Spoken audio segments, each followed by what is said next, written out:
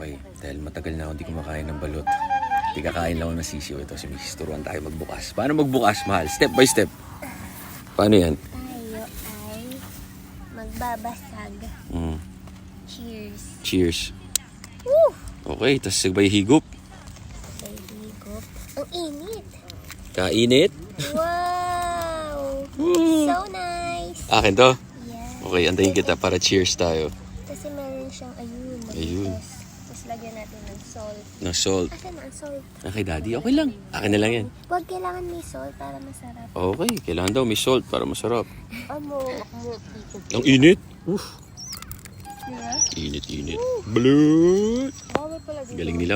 Honey salt to. Hindi man ko naniniwala ng bawal magdala ng mga pagkain. Sorry lang. Ah! Hindi ako naniniwala ng bawal. Salt. Dami asin, no? Nakalagay. Totoo pala.